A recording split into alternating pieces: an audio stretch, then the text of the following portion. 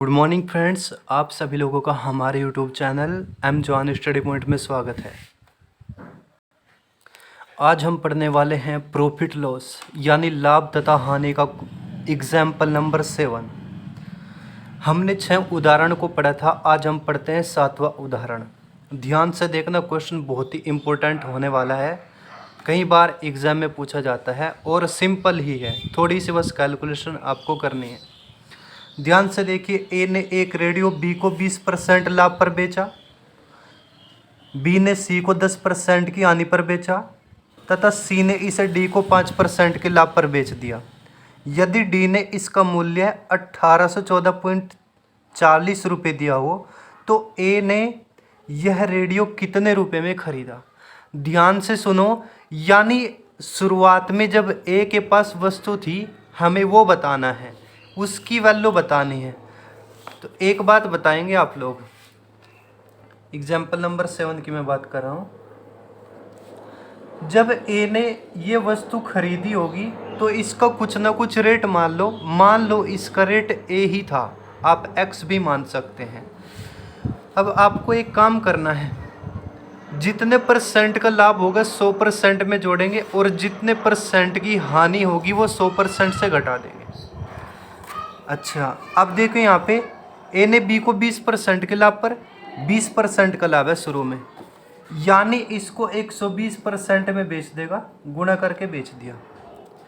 फिर उसके बाद उसने कहा बी ने इस सी को 10% की हानि पर, 10% की हानि को 100% से घटाते हैं, यानी इसको 90% में बेचेगा।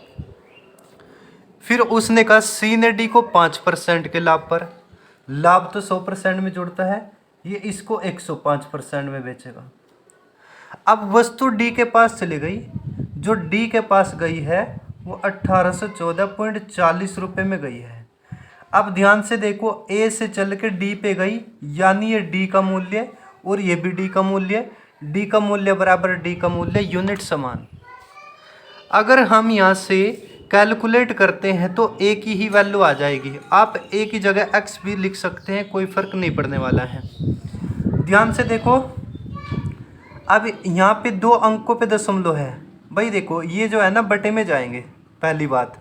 अब ये जब बटे में जाएंगे मैं 2 दशमलव से 2 दशमलव काट दूंगा, क्योंकि यहाँ पे भी दशमलव के राइट में 2 अंक हैं और यहाँ पे भी दशमलव के राइट में 2 अंक हैं। अब दूसरी बात, ये सारे बटे में है। अब 1 दशमलव, ये 1 अंक पे दशमलव है, ये 2 दशमलव काट के मैं ऊपर 2 जीरो लगा दूंगा, कोई दिक्कत नहीं है। अब मैं 12 से इसको काट सकता हूँ, यानी 12 गुणा 9 गुणा 105, ये तीनों के तीनों बटे में हैं। अब मैं 12 से काट दूंगा, 12 एकम 12, बचे कितने 6, उतार लो 1, हो गया 61, 12 पंजे 60, बचा 1, उतार लो 4, 12 एकम 12, बचे 2, उतार लो 4, 12 दूनी 24, 1 जीरो लास्ट में थी पहले से।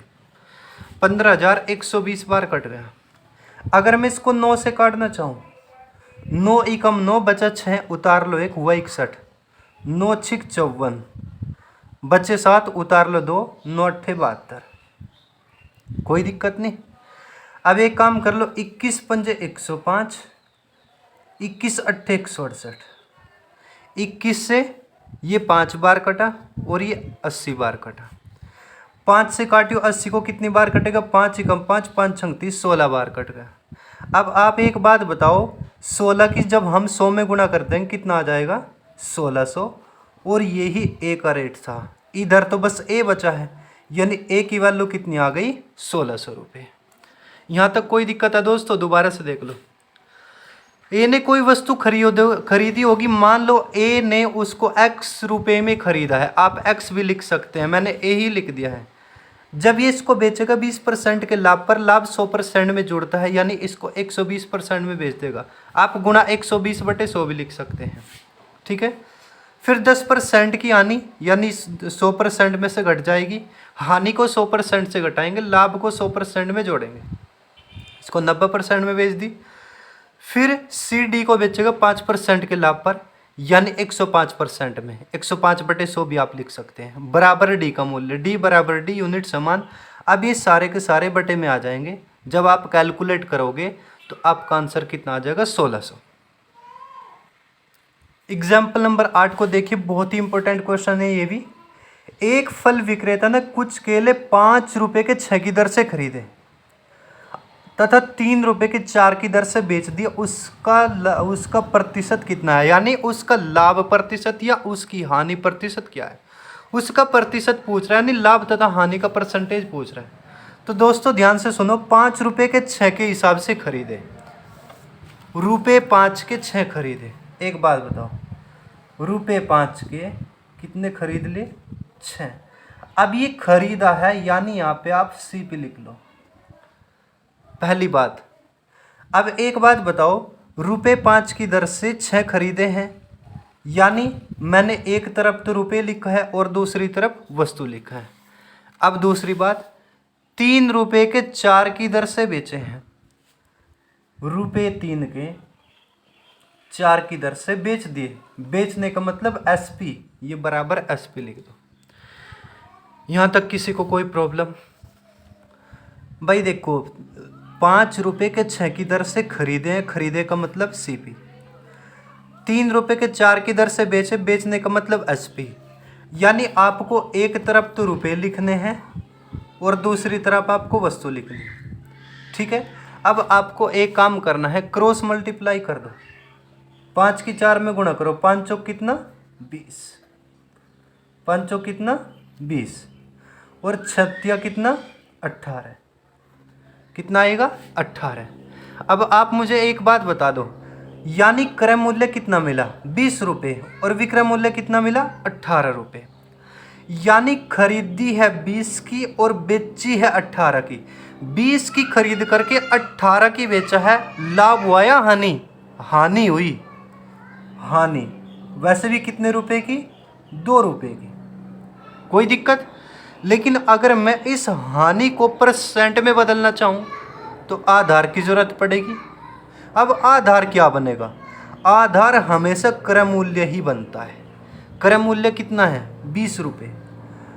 जब लाभ को या हानि को हम परसेंट में बदलना चाहते हैं तो हमेशा क्रय मूल्य आधार बनेगा, यानी क्रय मूल्य नीचे लिखा जाएगा। और कोई भी भिन्न होती है उसको परसेंट में बदलने के लिए 100 से गुणा कर देते हैं। 20 से काट दो, 20 पंजे 100 और 5 दूनी 10, यानी 10% की हानि आपका आंसर आ जाएगा। कोई दिक्कत इसमें? जी दोबारा से देख लें। हमने 5 रुपये की 6 के हिसाब से खरीदे, खरीदने का मतलब सीपी। 3 रुपये के 4 की दर से बेचे, बेचने का मतलब एसपी। आप क्रॉस मल्टीप्लाई कर देंगे, तिरछी गुणा कर देंगे, 4 पंजे 20 और 36 18।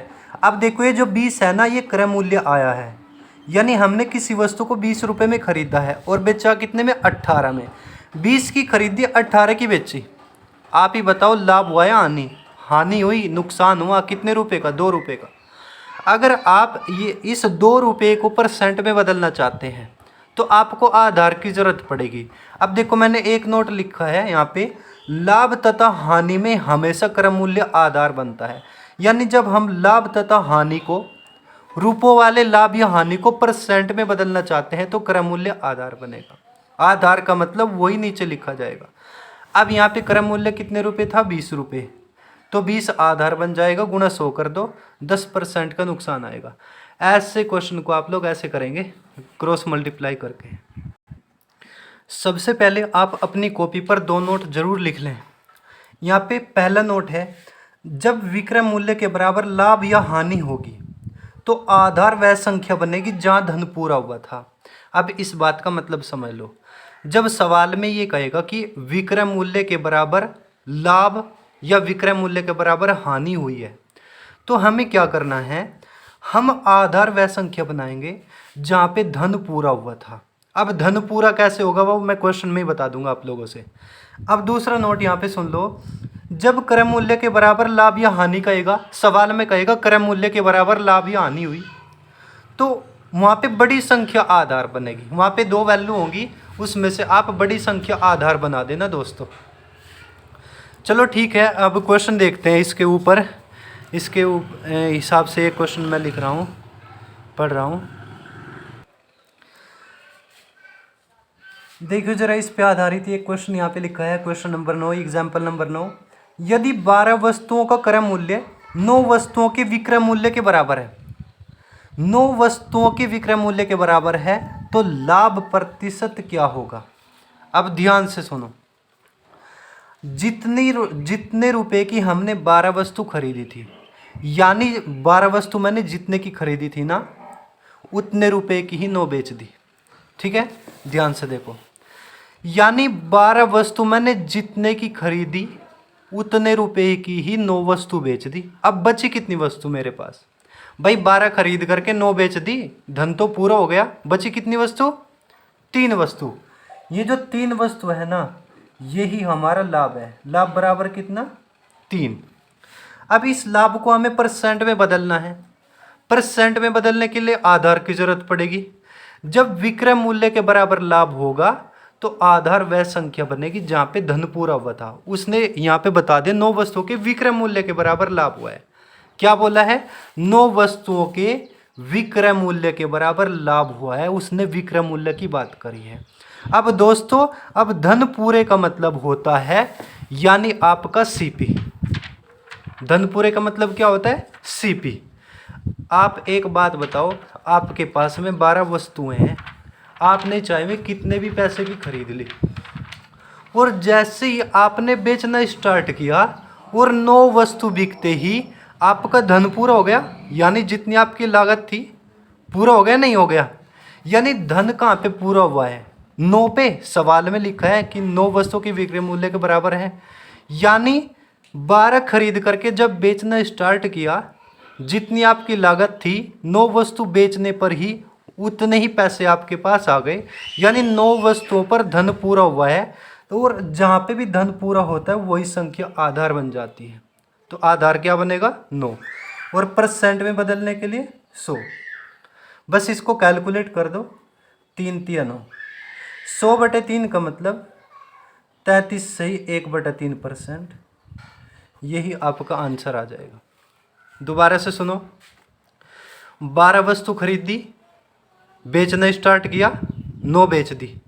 9 बेचते ही धन पूरा हुआ है। जब विक्रय मूल्य की बात करेगा तो आधार वह संख्या बनेगी जहाँ पे धन पूरा हुआ है। तो 9 तो आधार बन जाएगा, कोई बात नहीं। अब 12 में से 9 तो बेच दी, बची कितनी? 3। तो ये 3 ही हमारा प्रॉफिट है। यानी लाभ बराबर 3 का आधार क्या बनेगा? 9। परसेंट में बदलने के लिए 100। आपका आंसर आ जाएगा 33 से 1/3%। Example number 10। एक फल विक्रेता द्वारा 33 केले बेचने पर 11 किलो के विक्रय मूल्य के बराबर लाभ होता है। अब भी विक्रय मूल्य के बराबर लाभ का है, इससे पहले भी विक्रय मूल्य के बराबर लाभ का है।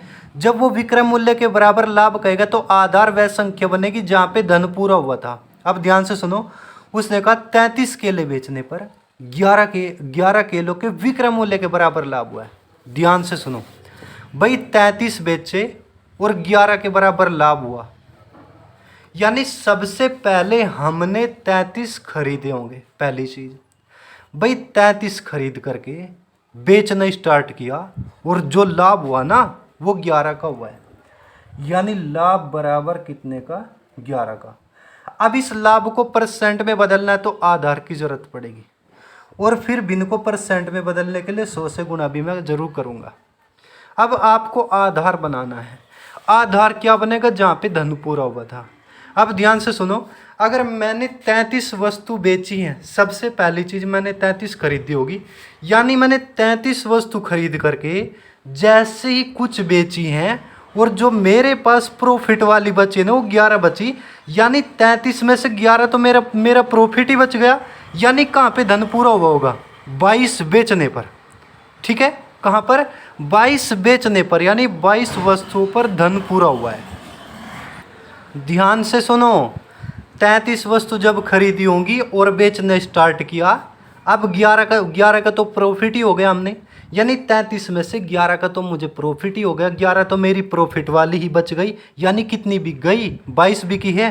तो आधार क्या बनेगा? 22 बनेगा। परसेंट में बदलने के लिए 100 से गुना। 11 दूनी 22। 100/2। 2 से काटो कितनी बार कटेगा? 50 बार। 50% का लाभ आंसर आ जाएगा दोस्तों। इसमें कोई दिक्कत? चलो अगला क्वेश्चन पढ़ते हैं। एग्जाम्पल नंबर 11 को मैं पढ़ता हूँ। एक व्यक्ति किसी वस्तु को 20% लाभ पर बेचता है।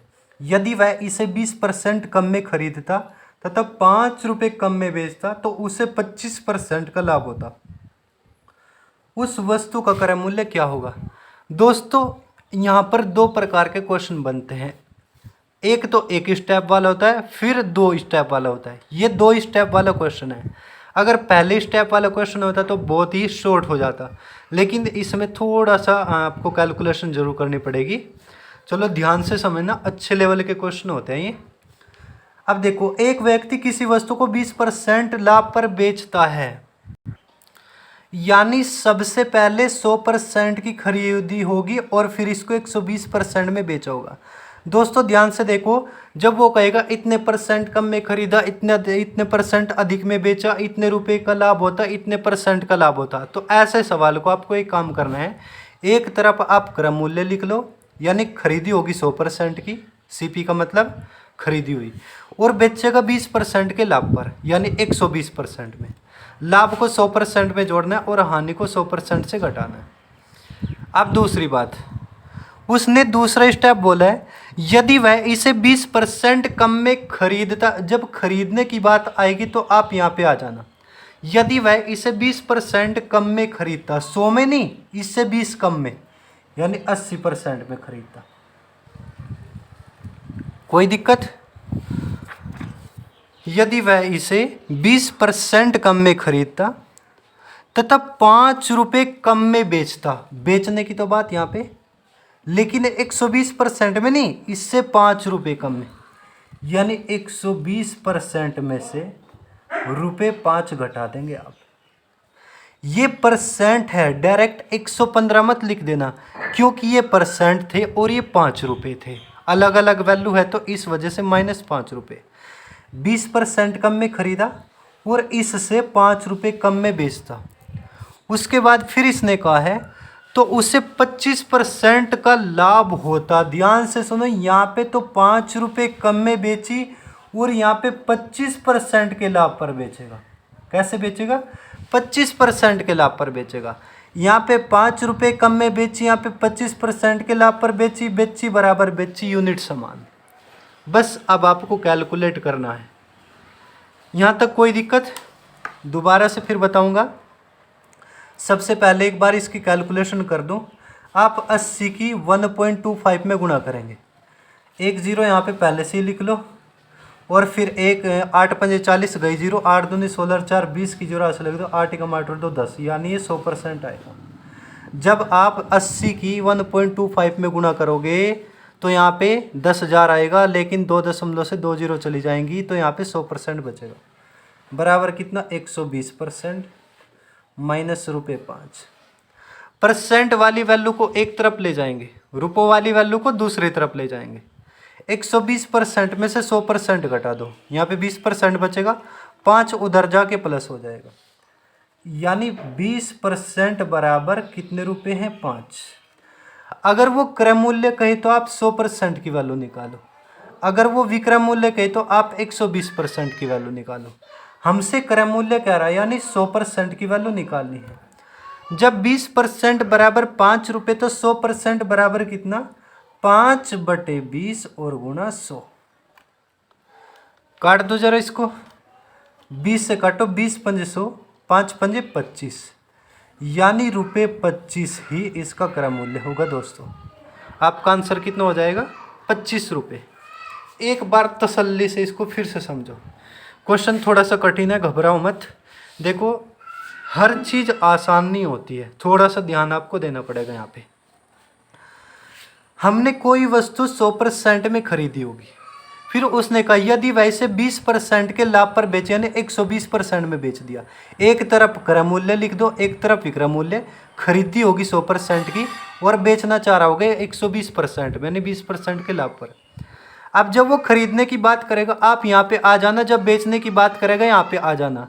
यदि वह इसे 20% कम में खरीदता, 100% में नहीं, इससे 20 कम, यानी 80% में, फिर 5 रुपये कम में बेचता, यहाँ पे बेचने की बात हो रही, 120% में नहीं, इसमें से रुपये 5 घटा दो। अब अगर वो कहता 5% कम में बेचता, तो मैं यहाँ पे फिर 115% लिख देता, लेकिन उसने रुपये कहा है तो एक काम करो, यहाँ पे माइनस ₹5 कर दो।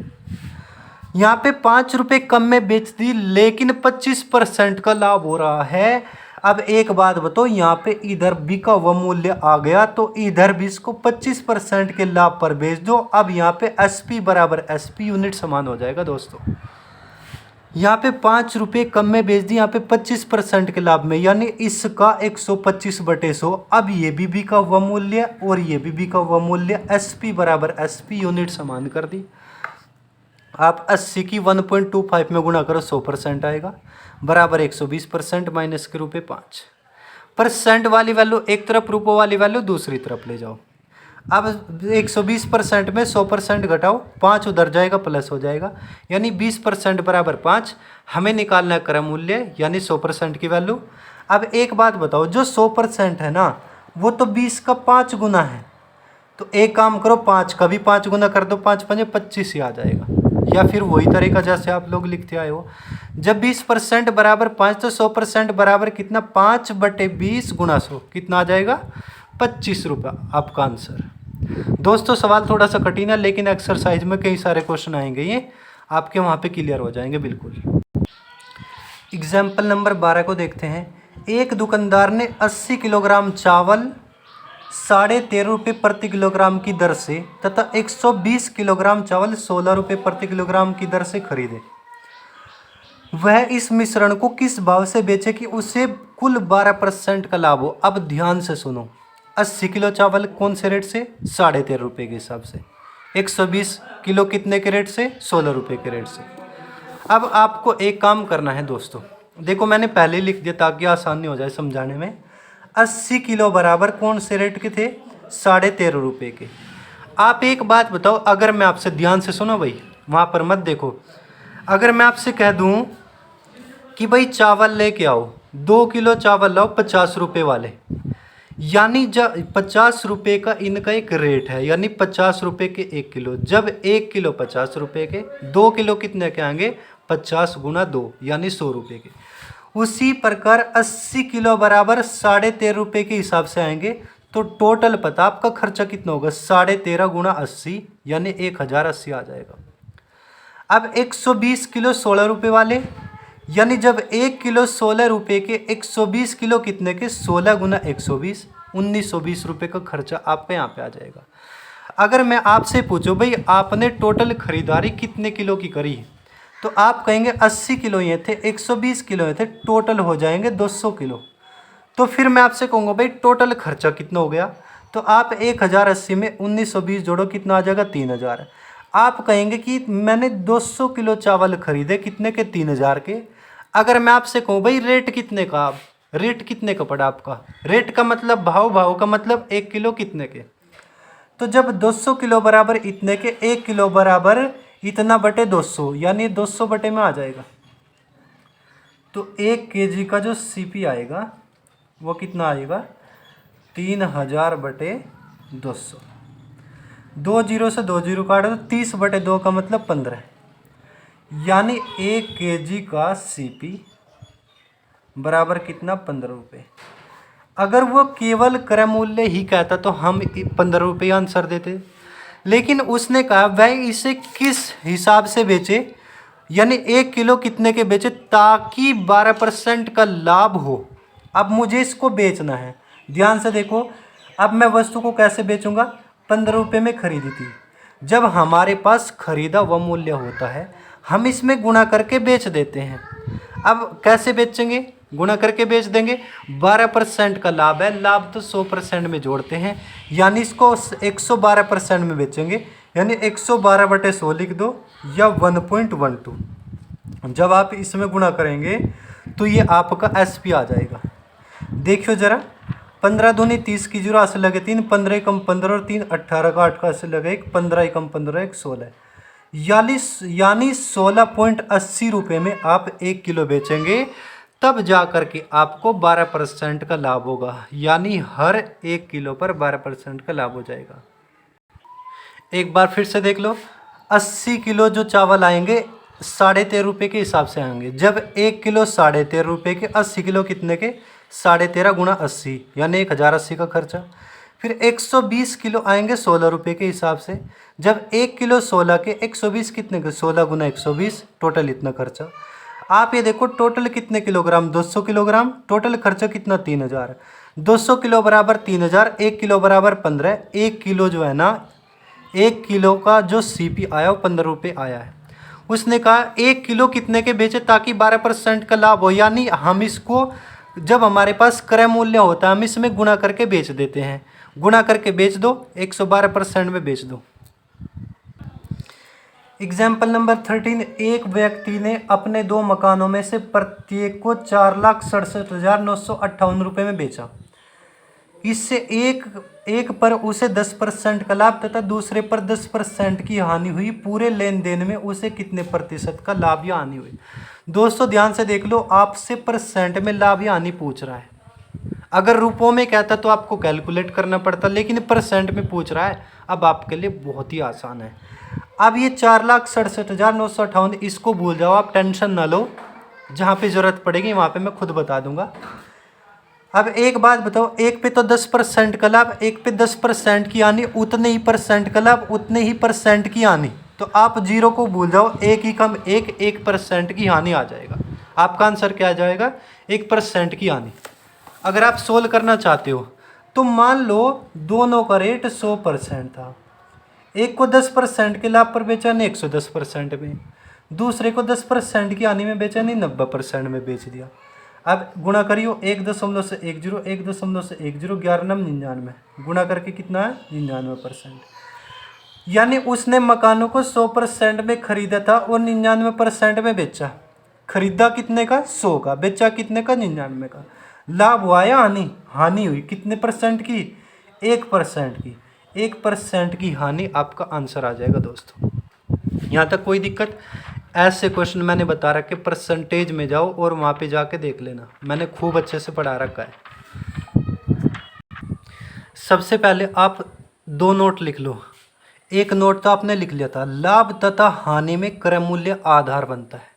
जो मैं नोट लिखवाऊँ में बहुत ही इंपॉर्टेंट होने वाले दोस्तों। मैं पूरी बुक का एक एक क्वेश्चन पढ़ाऊंगा और मैं आपसे प्रॉमिस करता हूँ इतना पढ़ने के बाद आप कोई भी बुक निकालना शुरू करना, सारे क्वेश्चन होना स्टार्ट हो जाएंगे। एक आध की तो मैं बात नहीं कर रहा हूँ, लेकिन आपके दरोगा तक एग्जाम बहुत ही आसानी से निकल जाएंगे किसी भी स्टेट के। डिस्काउंट का मतलब क्या होता है? बट्टा यानी छूट। अब यहाँ पे लिखा है यानी डिस्काउंट में एमआरपी आधार बनता है। यानी जब हम बट्टे को परसेंट में बदलना चाहते हैं तो आधार की तो जरूरत पड़ेगी। अब बट्टे में यानी डिस्काउंट में आधार क्या बनेगा? एमआरपी। मैं थोड़ा सा इसके बारे में बता दूं क्यों बनेगा, कैसे बनेगा। मेरा काम है समझाना, आपका काम है समझना। दोस्तों ध्यान से देखो, वैसे लंबी हो गई वीडियो लेकिन टेंशन न लो, देखो ध्यान से। अब पहले आपसे 2 नोट और लिखवा देता हूँ, एक नोट और लिख।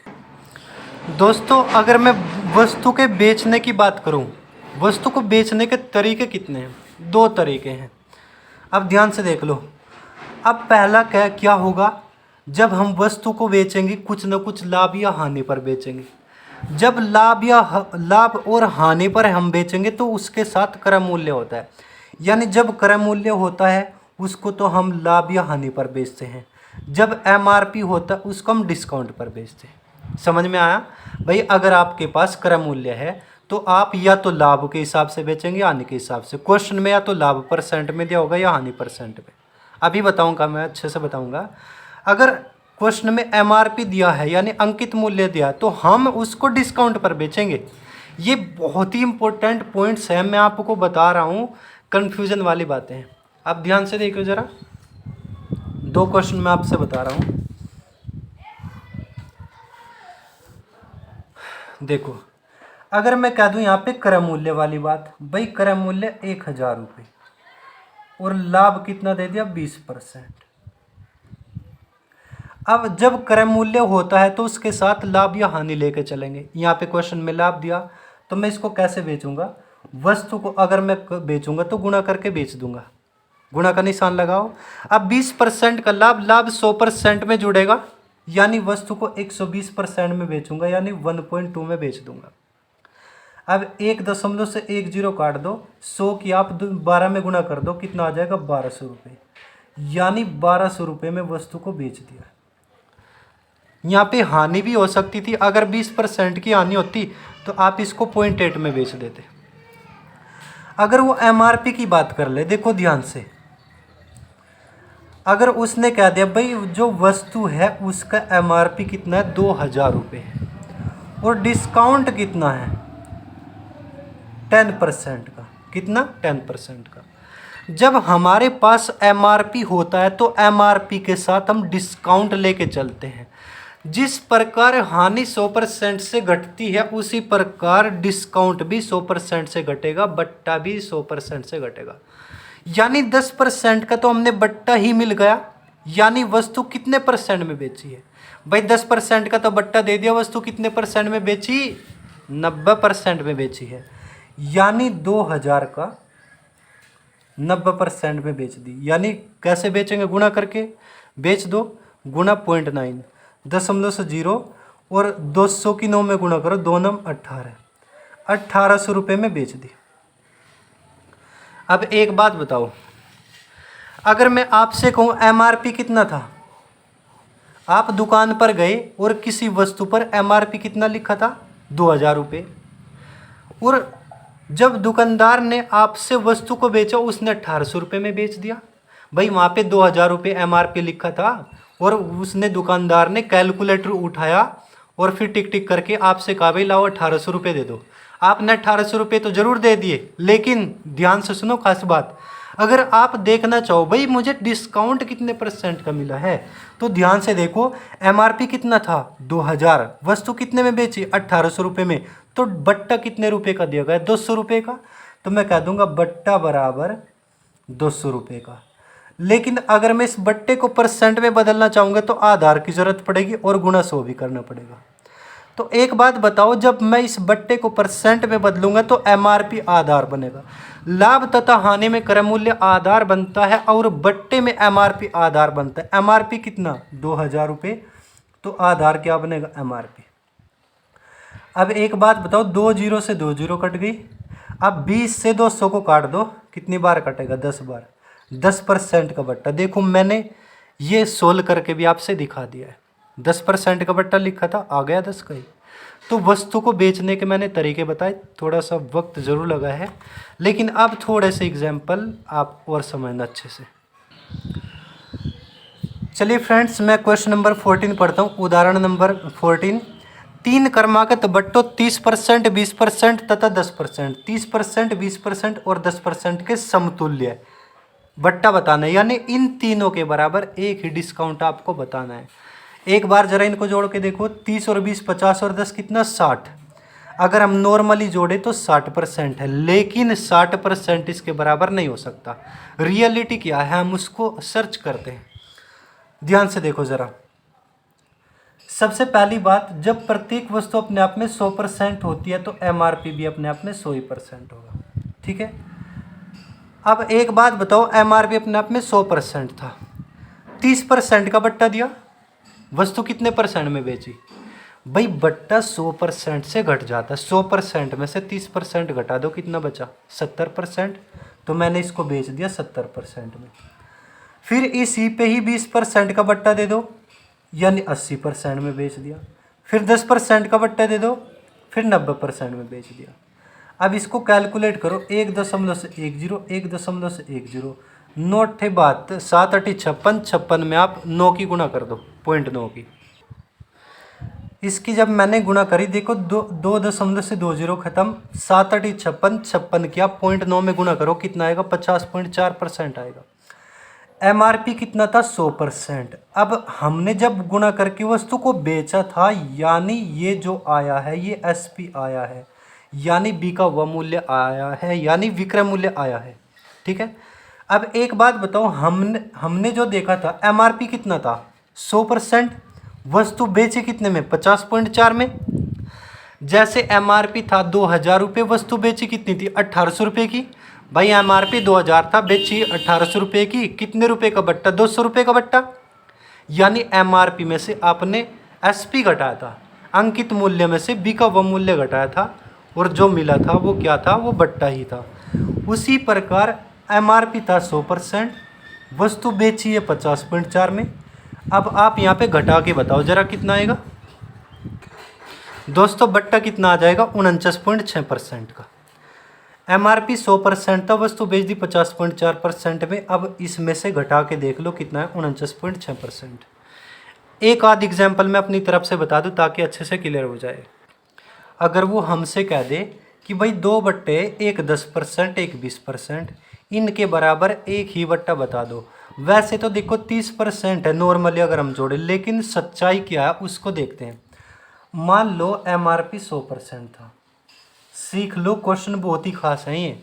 100% था, अब शुरू में 10% का बट्टा देंगे, 100% में से 10% घटाओ, यानी वस्तु 90% में बेच दी, 0.9 में बेच दी, गुना करके बेच देते हैं। फिर 20% का बट्टा, 100 में से 20 घटाओ, कितना 80% में बेच दी।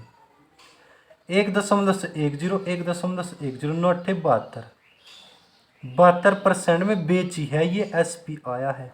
गुना करके वस्तु को बेचा है। एमआरपी कितना था 100%, वस्तु कितने परसेंट में बेच दी 72% में, यानी बट्टा कितने परसेंट का था, बोला बच्चों कितने का था, 28% का था बट्टा, ये 28%। वैसे तो 30% जोड़ रहे थे हम, लेकिन सच्चाई क्या 28% है, इन दोनों के बराबर 28% है, 30% नहीं है। इस प्रकार चाहे कितने भी बट्टे हो आप 100% में गुना करते चले जाएं, यहाँ तक कोई दिक्कत नहीं होनी चाहिए। हालांकि एक्सरसाइज आएगी, बिल्कुल अच्छे से सारे सवाल और क्लियर होते चलेंगे, बार बार आप प्रैक्टिस करें। एग्जाम्पल नंबर 15 को देखते। एक कमीज का मूल्य 450 रुपये है, यानी एक कमीज का मूल्य 450 रुपये, 2 क्रमागत बट्टे देने के बाद इसका मूल्य 324 रुपये है। यदि दूसरा बट्टा 10% है तो पहला बट्टा कितना होगा। सबसे पहली बात, क्वेश्चन बहुत ही इंपॉर्टेंट है दोस्तों, मैं इसको बहुत ही आसानी से आपको समझा ले जाऊंगा, बस आपसे रिक्वेस्ट है आप ध्यान से देखते रहें। अब 450 रुपये ये मूल्य बताया और इस पे कह रहा कि बट्टे देने हैं, और बट्टे हमेशा किस पे दिए जाते हैं, वो एमआरपी पे दिए जाते हैं, यानी ये एमआरपी है। एमआरपी कितना 450 रुपये, और जो शुद्ध मूल्य है यानी 2 बट्टे देने के बाद कितना हो जाता है 324, यानी 324 रुपये इसका विक्रय मूल्य है। अब 2 बट्टों में से एक बट्टा आपसे देगा, पहला बट्टा दे के दूसरा बट्टा पूछेगा, दूसरा बट्टा दे के पहला बट्टा पूछेगा, उससे कोई फर्क नहीं पड़ने वाला। तो ध्यान से देखो, एक बट्टा तो है 10%, दूसरा निकालना है। एमआरपी कितना था 450 रुपये, ध्यान से देख लो भाई, एमआरपी 450 रुपये था। अब हम क्या करेंगे, इस पर 10% का बट्टा देंगे। जैसे हानि 100% से घटती है उसी प्रकार बट्टा भी 100% से घटता है। 100% में से 10% घटा दो, यानी वस्तु 90% में बेची है, यानी इसको 0.9 में बेच दो। 1.10, 45 की आप 9 में गुना कर दो, 9 पंजे 45 का 5 का 80 लगे 4, 9 चौक 36 और 4 40, यानी 405 रुपये में वस्तु बेची है। लेकिन इसका तो काम खत्म हो गया, ठीक है, लेकिन उसने कहा था कि 2 क्रमागत बट्टे देने, यानी 2 क्रम से बट्टे देने, 2 बट्टे देने लगातार। 2 क्रमागत का मतलब लगातार 2 बट्टे देने। अब इस पर मुझे दोबारा से फिर बट्टा देना पड़ेगा, यानी ये फिर से एमआरपी का काम करेगा। हालांकि गुणा करके वस्तु को बेच दिया था, लेकिन उसने कहा भाई इसको एक बार और बट्टा दो इस पे, यानी फिर से एमआरपी का काम करेगा। और जब ये एमआरपी है 405, लेकिन जब हम इस पर दूसरा बट्टा देंगे तो वस्तु का जो मूल्य हो जाता है वो 324 रुपये हो जाता है, यानी वस्तु कितने में बिक जाती है 324 रुपये में। आप एक बात बताओ, एमआरपी कितना है 405 रुपये, वस्तु बेची कितने में है 324 में।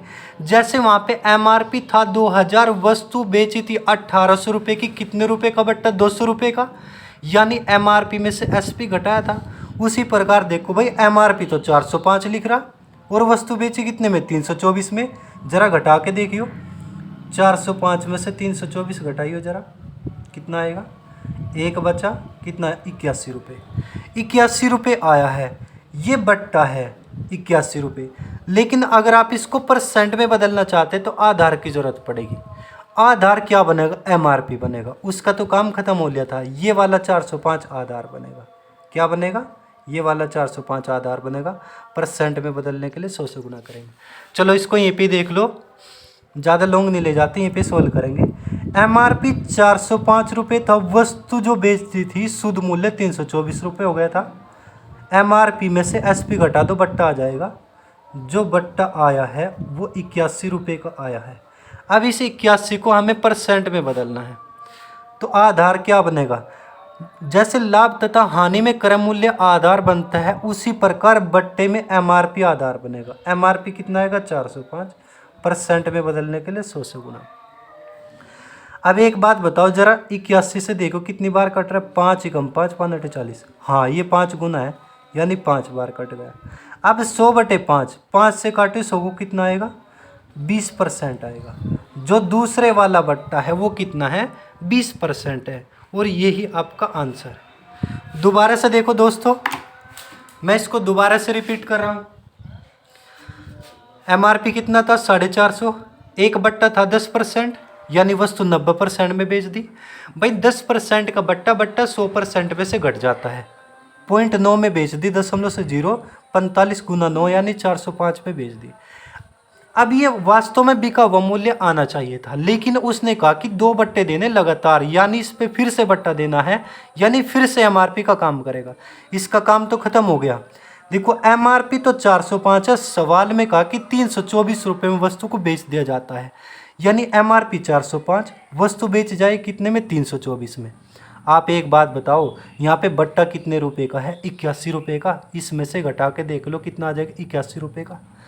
अगर मैं आपसे कह दूं भाई MRP तो 100 रुपये है, लेकिन दुकानदार ने आपको तो 80 रुपये में बेच दी, यानी कितने रुपए का बट्टा मिला है, 20 रुपये का ही तो। उसी प्रकार यहाँ पे 81 रुपये का बट्टा। लेकिन अगर आप इस 81 रुपये के बट्टे को परसेंट में बदलना चाहते हैं तो आधार की जरूरत पड़ेगी। जैसे लाभ तथा हानि में क्रय मूल्य आधार बनता है, उसी प्रकार बट्टे में MRP आधार बनेगा। अब ये MRP कितना, 405 बटे 405 गुणा 100। अब 81 से 5 बार कटेगा, 5 से काट दो, 20 बार आ जाएगा। एग्जाम्पल नंबर 16 की हम बात करते हैं। एक दुकानदार अंकित मूल्य पर 10% की छूट देने के बाद 8% का लाभ कमाता है। अंकित मूल्य क्रय मूल्य से कितने प्रतिशत अधिक है, यानी हमें अंकित मूल्य को देखना ये कितना ज़्यादा है। जब अंकित मूल्य को देखना, अंकित मूल्य को निकालना है, और जिस चीज़ को हम निकालते हैं उसको हम परसेंट में लेके चलेंगे दोस्तों। अंकित मूल्य ज़्यादा है, यानी मुझे अंकित मूल्य निकालना है, तो अंकित मूल्य को हम परसेंट में लेके चलेंगे। जब प्रत्येक वस्तु अपने आप में 100% होती है, तो अंकित मूल्य भी अपने आप में 100% होगा। अब ध्यान से देख लो, अंकित मूल्य मैंने मान लिया 100%। अब कुछ ना कुछ वैल्यू रुपयों में भी तो चाहिए। मैं क्रय मूल्य मान लूँगा 100 रुपये, अंकित मूल्य को परसेंट में मान लिया, क्रय मूल्य को 100 रुपये मान लिया। अब कभी MRP रुपयों में होगा तो ये परसेंट में होगा, अगर ये परसेंट में रुपयों में, ये एक दूसरे ऐसे ही चलते रहते। लेकिन मैंने आपसे पहचान बता दी। उसने कहा अंकित मूल्य कितना अधिक है, यानी मुझे तो अंकित मूल्य निकालना है, और जिस चीज़ को हम निकालते हैं उसको हम परसेंट में लेके चलते हैं, दूसरे वाले को रुपयों में लेके चलते हैं। दूसरी टाइप का आएगा वो भी मैं बता दूंगा, जब अंकित मूल्य रुपयों में होगा और क्रय मूल्य परसेंट में होगा। अब ध्यान से देख लो, उसने सवाल में आपसे क्या बोला है। एक दुकानदार अंकित मूल्य पर 10% की छूट देगा और फिर 8% का लाभ कमाएगा। अब MRP में से 10% का तो बट्टा ही दे दिया, यानी इसमें से 10% का बट्टा दे दो, यानी वस्तु 90% में बेच दी। बिल्कुल लो, 90% में बेच दी, ये SP है। लेकिन 8% का लाभ हुआ। 8% का लाभ कैसे माना जाएगा, जब हम किसी वस्तु को 100 रुपये में खरीद करके, भाई 100 की खरीद के 160 की बेचेंगे, तभी तो 8% का लाभ माना जाएगा। 100 रुपये की खरीदी होगी, 108 रुपये में बेची होगी, तभी तो 8% का लाभ होगा। अब देखो, परसेंट में 90% में बेची, रुपयों में 108 में बेची बराबर बेची, यूनिट समान। अब ये तो 90% की वैल्यू है, ये पूरा MRP नहीं है, ये तो MRP का सिर्फ और सिर्फ 90% है। अगर मैं 100% की वैल्यू निकाल दूँ तो वह क्या आ जाएगा, वो MRP आ जाएगा। तो एक बात बताओ, जब 90% बराबर 108 तो 100% बराबर कितना? 100% बराबर 108/90 और गुणा कितना? 100। एक जीरो से एक जीरो काट दो, 9 एकम 9 और 9 दूनी 18, कितना आ जाएगा? 120। दोस्तों ये सवाल बहुत ही कन्फ्यूजन वाले हैं, ध्यान से सुनना। अब यहाँ पे आप मुझे बताएंगे एमआरपी कितना आ गया, टोटल एमआरपी यानी 100% की वैल्यू कितनी आ गई? 120। अब वो क्रय मूल्य कितना था? क्रय मूल्य कितना था भाई? 100 रुपये था। ये 120 रुपये आए, ये 100 रुपये। अब देख लो मैथमेटिक्स में थोड़ी सी गलती कर रखी है उसने, एक स्टेप छोड़ दिया है।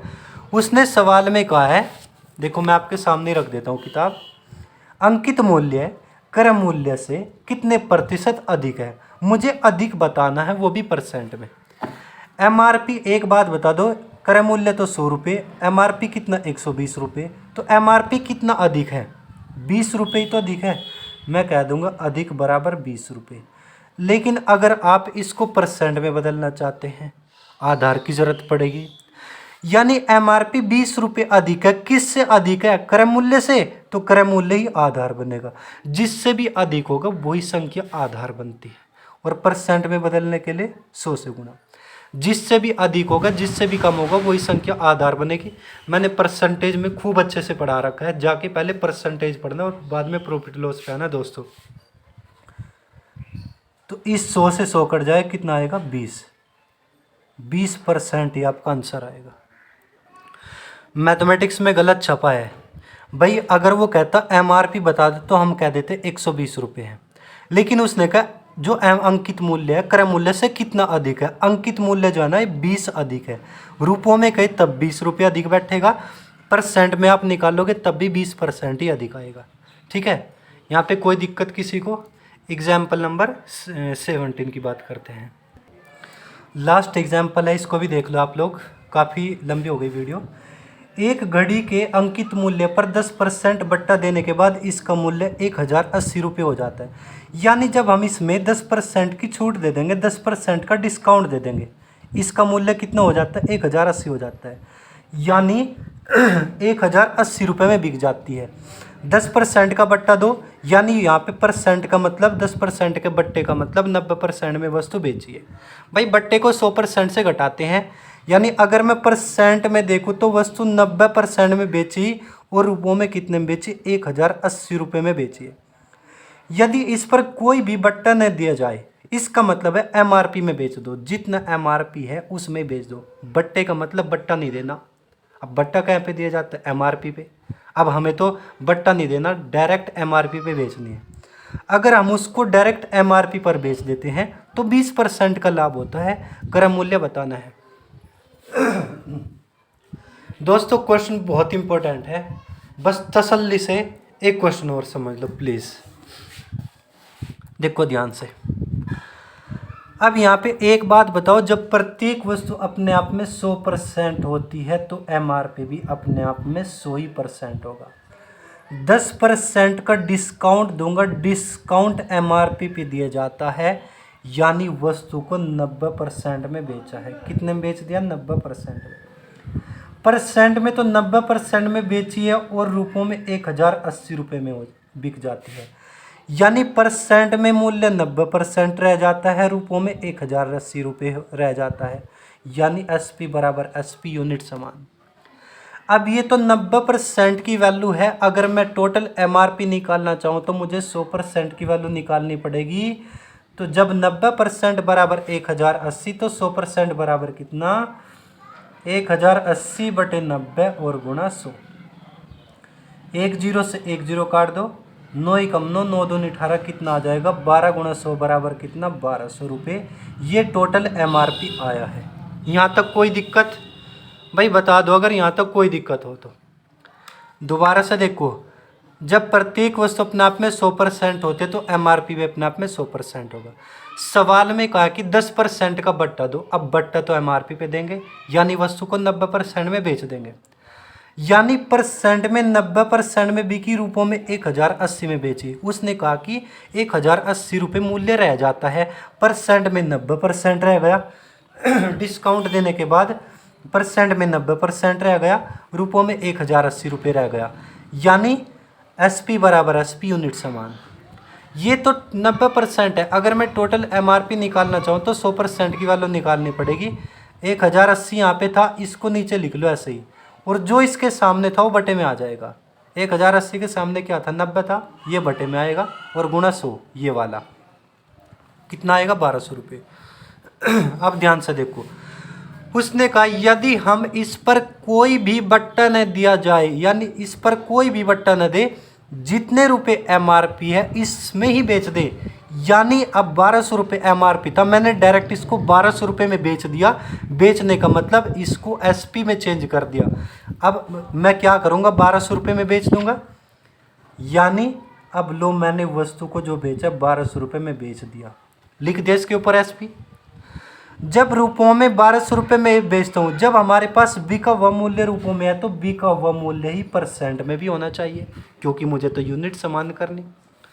उसने कहा कि जब हम इसको MRP पे बेचते हैं 20% का लाभ होता है, लाभ तो 100% में जुड़ता है, 20% का लाभ, यानी परसेंट में 120% में बेच दी, रुपयों में 1200 रुपये में बेची, बेची बराबर बेची, यूनिट समान।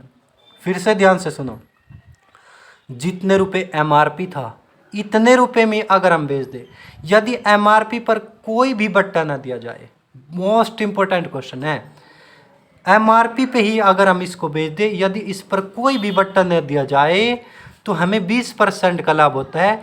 यानी जितना ये MRP है इसको बेच दो बस, यानी इसका SP बना दो। मैंने इसको डायरेक्ट बेच दिया, बेचने का मतलब इसके ऊपर विक्रय मूल्य लिख दो, और जब हमारे पास विक्रय मूल्य रुपयों में है तो विक्रय मूल्य परसेंट में लाना पड़ेगा। परसेंट में कैसे आएगा, लाभ हो तो 100% में जोड़ो, हानि हो तो 100% से घटाओ। 20% का लाभ कहा था तो 120% बराबर इतना। हमसे कह रहा है क्रय मूल्य बता दो, जब प्रत्येक वस्तु अपने आप में 100% होते तो क्रय मूल्य भी अपने आप में 100% होगा। मुझे 100% की वैल्यू निकालनी है। जब 120% बराबर 1200 तो 100% बराबर कितना, 1200। 1200 यहाँ पे था, यहाँ पे लिख दो। 1200 के सामने क्या है, 120, जो सामने था वो बटे में आएगा, और गुणा ये वाला 100। अब 120 से कितनी बार कटेगा, 10 बार। 10 की आप 100 में गुना कर दो, कितना आ जाएगा, 1000। कितना आ जाएगा दोस्तों, 1000 रुपये आपका क्रय मूल्य होगा, और यही आपका आंसर हो जाएगा।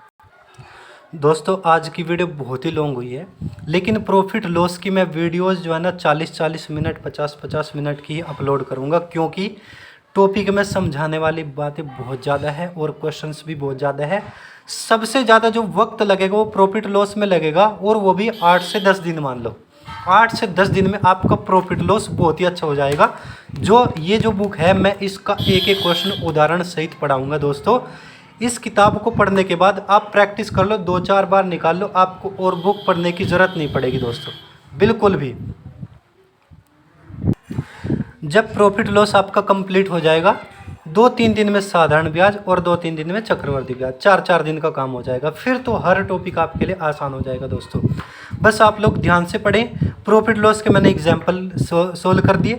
अब आपका एक काम है, या तो मोबाइल में डाउनलोड कर लो ये बुक, या ये किताब अपने सामने रख लो, और रफ कॉपी पे 17 के 17 एग्जाम्पल आपको सोल्व करना है दोस्तों। जो तरीका है वो मैं बता रहा हूँ, बाकी आपकी मर्जी है। अगर वीडियो अच्छी लगे तो शेयर कर दो, और चैनल को प्लीज़ सब्सक्राइब करना।